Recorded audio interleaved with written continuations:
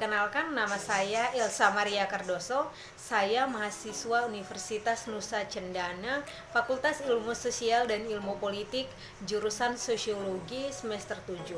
Video ini merupakan tugas pertama dari mata kuliah Perencanaan dan Kebijakan Sosial, yaitu mereview buku karya Rumki Basu tentang demokrasi dan kebijakan publik di dunia pasca COVID-19. Saya akan menjelaskan isi buku ini dengan membuat parodi singkat bersama teman-teman. Selamat menyaksikan. 02 buat apa nih? Itu nggak duduk sama karmanya. Wih, duduk santai, belum kuliah nih kok. Ya belum kata belum sempat KRS juga. Baik, Sun.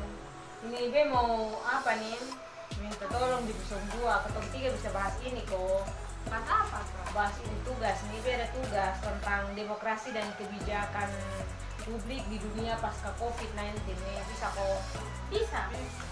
Tapi mau tanya ini nih, maunya menurut pemahaman untuk 02 nih tentang demokrasi. Apa yang 02 tahu tentang itu demokrasi?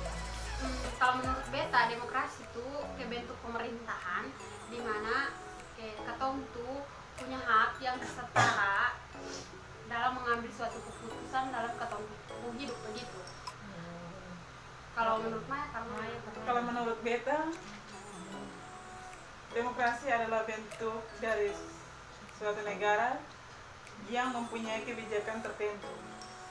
Ya, kebijakan tertentu. Iya, contohnya kayak kebijakan yang dibuat di negara kita, yaitu negara Indonesia, terutama di masa COVID ini. ya kayak terkhususnya di ketong wilayah sekarang. Itu kayak semacam kebijakan yang dikeluarkan oleh pemerintah, yaitu semacam apa mengenai COVID ini, yaitu kayak pakai masker, cuci tangan, jauhi kerumunan, jaga Pokoknya harus jarak, taati itu harus. protokol kesehatan yang dianjurkan oleh pemerintah.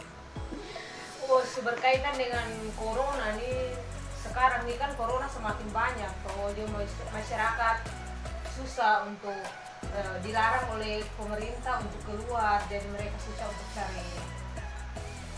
Apalagi sekarang kayak kayak adakan itu PPKM kok itu tuh, jadi kayak masyarakat bisa kemana-mana. Mungkin kalau kemana-mana tuh harus ada kartu vaksin. Iya, sekarang kan harus wajib vaksin. Menjaga kesehatan, protokol. Harus Patuhi jalan protokol harus kesehatan. harus patuhi Ya, itu protokol dengan apa tuh? kesehatan. Pakai masker, masker, cuci tangan, jaga jauhi jarak. kerumunan. Iya. Jadi ketong bisa bikin sembarang begitu kayak boleh berkumpul begitu, apalagi ketong kan anak kos begitu jadi ya dilarang lah. Memang katong di kos kayak kurang jarang keluar, hanya saja takutnya orang luar yang datang, nanti kan domba dari mana kan katong bisa tahu. Iya betul tuh. Begini ini sekarang kan ketong susah dapat uang juga susah, apalagi ketong orang tua kan tani semua toh, belum lagi dong kerja di kampung, terus harus pendapatannya memungkinkan setiap hari dong dapat. Iya, itu tergantung Tergantung hasilnya. hasil panen begitu. musim. Jadi kayak di ketong kampung kan biasanya panen Siri daun. sirih buah. Ketong hanya bisa dapat uang dari itu. Kalau sekarang kan kayak ada bagusnya karena ada musim panen kacang hijau. Nah, jadi itu tuh Kita bisa jual ke pasar. Ya, Hanya kalau saja banyak. tergantung. Tergantung untuk Sekarang kan sudah ada kebijakan dari pemerintah yang PPKM kok. iya. Itu kan semungkin katong mau langgar. Jadi ketong juga harus ikut pemerintah mau. juga. Kita mungkin bikin sembarang begitu. Kita harus ikuti, taati begitu. Peraturan dari pemerintah. Iya. Itu.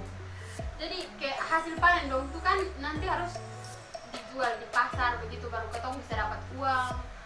Itu tuh ketong orang tua tuh kayak susah begitu. Belum lagi dong harus penuhi kebutuhan sehari-hari. Bayar Ketemu kita, keluarga di ketemu sana, belum kuliah. lagi ketemu punya kuliah di sini. Pokoknya semua tuh serba susah. Oke, baik, selanjutnya saya akan menjelaskan sedikit isi dari hasil review buku tadi, yaitu yang pertama pengertian demokrasi dan juga kebijakan publik. Demokrasi itu merupakan bentuk pemerintahan di mana semua anggota masyarakat mempunyai hak yang setara dalam mengambil suatu keputusan. Sedangkan kebijakan itu adalah tindakan yang berisi tujuan dan sarana untuk mencapai tujuan tersebut. Sedangkan kebijakan publik itu merupakan perilaku yang ditunjukkan dalam menghadapi suatu masalah. Menurut Charles, ada beberapa hambatan dalam pembuatan kebijakan, yaitu yang pertama tingginya tingkat ketidakpastian faktual, yang kedua kehidupan sosial yang kompleks, yang ketiga pemahaman manusia yang terbatas dan juga rumit. Yang berikut ada dua paradigma yang digunakan untuk memahami analisis kebijakan sosial, yaitu yang pertama paradigma incrementali dan paradigma rasional. Paradigma incrementali ini merupakan proses inkremental dari keadaan yang mengacaukan ke keadaan yang lebih baik, dan juga pendekatan yang digunakan dalam paradigma ini bersifat substantif, prosesual, deskriptif, dan objektif. Yang kedua yaitu paradigma rasional. Paradigma rasional ini berkaitan dengan penerapan pengetahuan dan penyusunan kebijakan untuk memperbaiki rumusan dan pelaksanaan dalam sebuah pemerintahan. Dan pendekatan yang digunakan adalah pendekatan teoritis, mujarab, preskriptif, dan normatif. Yang kedua yaitu pembuatan kebijakan di India. Bagian pertama yaitu mempromosikan kebijakan kualitas penelitian di India. Pembuatan kebijakan di India ini merangkul aspek yang memiliki atau membutuhkan waktu yang lama, dan juga pergeseran atau perubahan yang terjadi dalam suatu negara ini berkaitan dengan hal-hal sebagai berikut, yaitu yang pertama pemerintah itu bukan satu-satunya penyedia solusi. Yang kedua penyampaian layanan yang dibuat itu harus digunakan untuk keperluan orang banyak. Yang ketiga itu adalah tata kelola terdistribusi. Yang keempat pemerintah yang cerdas. Yang kelima bentuk alternatif pendanaan pemerintah. Yang kelima itu layanan sipil tepat waktu.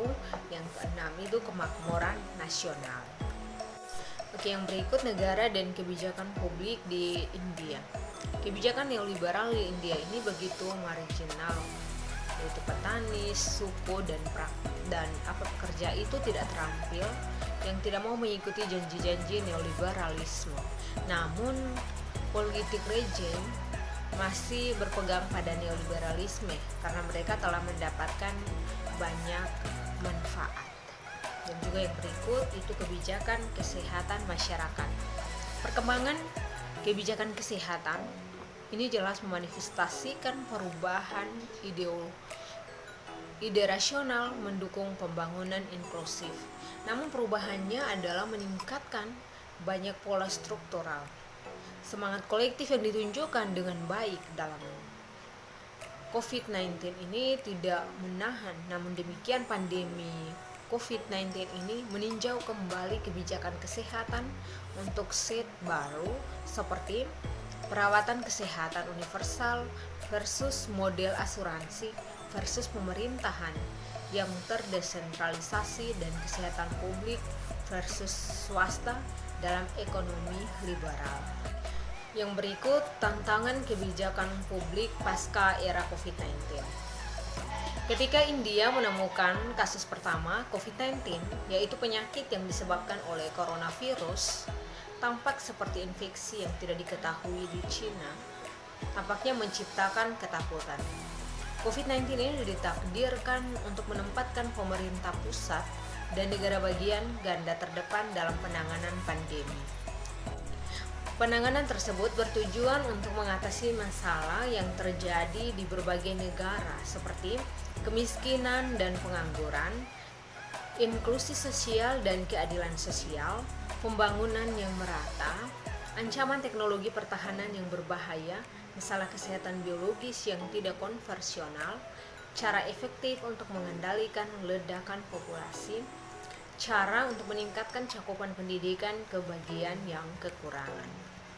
Yang berikut tantangan kebijakan di era COVID-19 ini, yaitu di bidang ekonomi, yaitu menghidupkan kembali ekonomi yang terpelosok akibat pandemi dan juga membina hubungan baik di dunia internasional, terutama di Asia Selatan. Sekian dan terima kasih.